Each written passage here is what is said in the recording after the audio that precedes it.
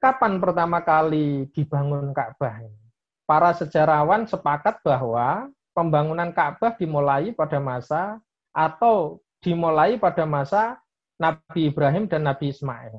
Akan tetapi beberapa sejarawan ada yang mencatat bahwa pertama kali Ka'bah itu dibangun oleh malaikat. Ada juga yang mengatakan dibangun oleh Nabi Adam. Tetapi riwayat ini sebenarnya tertolak. Hanya saja dalam metodologi sejarah selalu disebut-sebut sehingga tidak bisa kita lepaskan ketika kita membicarakan sejarah Ka'bah. Pertama, malaikatlah yang membangun Ka'bah. Ini ada pendapat seperti itu dan didasarkan pada Al-Baqarah ayat 30 di mana wa id qala rabbuka lil malaikati inni ja'ilun fil ardi khalifah. Ketika Allah mengatakan kepada malaikat hendak menciptakan khalifah di muka bumi, itu kan siapa namanya? Malaikat pada menolak atau ragu terhadap apa yang hendak diciptakan oleh Allah itu. Bahkan mereka mengatakan, buat apa menciptakan manusia yang kerjaannya bikin kerusakan dan mengalirkan darah di muka bumi ini. Maka kemudian Allah menjawab, ini a'lamu ma la ta'lamun. Aku lebih tahu daripada kalian semua. Nah, ketika Allah menjawab seperti itu, malaikat pada ketakutan. Malaikat pada takut, kemudian mereka naik ke arsy, dan mereka berdoa memohon kepada Allah supaya diampuni. Kemudian Allah karena rahmatnya sangat besar, Allah mengampuni mereka dan menyuruh mereka turun, kemudian mereka disuruh tawaf di Baitul Ma'mur. Baitul Ma'mur itu diciptakan Allah berada di bawah arsy. Nah, itu terjadi sekitar 2000 tahun sebelum penciptaan bumi, sebelum penciptaan katakanlah ya bumi, ya dunia gitu. Nah, ini menurut mereka menyandarkan riwayat ini kepada sahabat Amr bin As. Kemudian ada riwayat yang mengatakan bahwa Ka'bah dibuat pada masa Nabi Adam. Ini pun sebenarnya riwayat ini cukup lemah, tidak diakui, tetapi memang selalu tertulis di sejarah-sejarah tentang Ka'bah. Ketika Nabi Adam diturunkan oleh Allah dari surga ke dunia, itu bersamanya diturunkan pula Ka'bah. Jadi ketika Nabi Adam di bumi merasa kesepian, merasa sendiri, dan lain sebagainya, dia mengelilingi Ka'bah sebagai obat rindu, obat kerinduannya terhadap Allah Subhanahu wa Ta'ala. Sampai kemudian terjadi banjir bandang itu pada masa Nabi Nuh. Kemudian untuk menghindari kehancuran dan tetap mensucikan Ka'bah, akhirnya Ka'bah diangkat oleh Allah ke langit. Itu adalah dua riwayat tentang asal-usul Ka'bah. Tetapi para sejarawan sebagian menganggap itu riwayat yang lemah.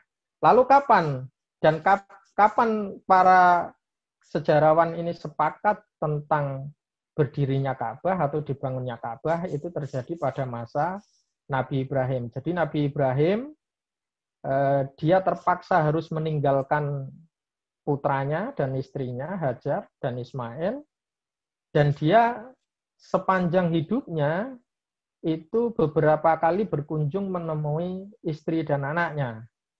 Nah, kunjungan yang ketiga di Hijaz, Ismail dan Hajar yang ditinggal di sekitar sumur Zam-Zam, itu kemudian dia berkunjung dan dia mengatakan kepada Ismail bahwa Allah telah memerintahkan untuk membangun Ka'bah. Ada dua versi. Pertama, malaikat Jibril turun dan menjelaskan kepada Nabi Ibrahim untuk membangun Ka'bah di suatu titik lokasi. Tetapi ada juga riwayat yang mengatakan bahwa datang angin, semacam angin puting beliung itu, angin yang muter-muter itu, kemudian dia berhenti di satu titik. Disitulah Nabi Ibrahim dan Nabi Ismail kemudian membangun pondasi Ka'bah.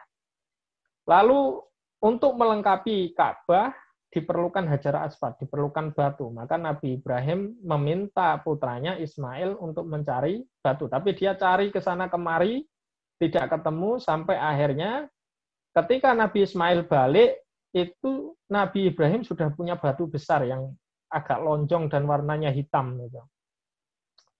Disitulah kemudian Nabi Ismail bertanya kepada Nabi Ibrahim, itu batu dari mana? Nabi Ibrahim menjawab, itu batu dari surga yang dikirim oleh Jibril kepada dia. Setelah Ka'bah berdiri, disitulah pertama kali turun perintah haji. Sejak saat itu Nabi Ibrahim dengan Nabi Ismail dan dengan kaumnya melaksanakan tradisi, melaksanakan ibadah haji dan terus-menerus sampai ke anak turunnya Nabi Ismail. Nah, setelah Nabi Ibrahim wafat, ritual ibadah haji dilanjutkan oleh Nabi Ismail beserta anak-anaknya. Setelah itu Nabi Ismail wafat pada usia 137 tahun. Ka'bah dikelola oleh putranya. Yang putranya ini adalah berarti keturunan dari suku Jurhum. Kita tahu bahwa Nabi Ismail ketika datang ke Hijaz, tepatnya di Makkah, itu tidak ada satupun penduduk di sana. Dan pertama kali orang yang bertempat di situ adalah Nabi Ismail dan Hajar. Lalu lama-kelamaan ada kabilah yang sering mundar-mandir di situ, sering lewat. Kabilah dagang ini namanya suku Jurhum, mereka meminta izin untuk tinggal di sana. Sampai kemudian mereka menetap dan hidup bareng dengan Hajar dan Ismail. Lalu kemudian Nabi Ismail menikah dengan orang suku Jurhum, putrinya dari tetua suku Jurhum. Suku inilah yang kemudian melanjutkan tradisi, melanjutkan menjaga Ka'bah. Sampai kemudian 300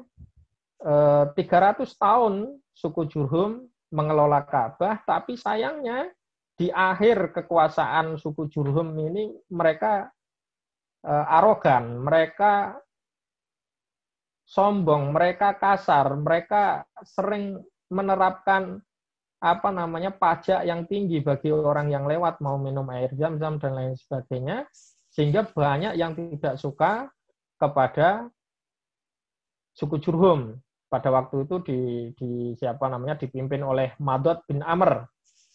Nah, Madod bin Amr ini kemudian diserang oleh suku Khuzai atau Huza'ah, dan ketika dia mau diserang, dia kemudian menutup Zam-Zam, menutup sumur Zam-Zam sampai tidak terlihat. Sejak itulah sumur Zam-Zam lenyap. Sumur Zam-Zam pernah lenyap selama ratusan tahun. Kemudian dikuasai oleh suku Khuza'ah, dipimpin oleh Amr bin Luhai al-Khuzai. Disinilah pertama kali Ka'bah menjadi ritual paganisme. Jadi Amr bin Luhai ini orang yang pertama kali mengenalkan ritual-ritual pagan di Ka'bah. Dan dia juga yang mendatangkan berbagai macam patung berhala dan lain sebagainya untuk dipasang di Ka'bah. Itu sekilas perjalanan Ka'bah sampai dari yang suci menjadi penuh dengan kesyirikan.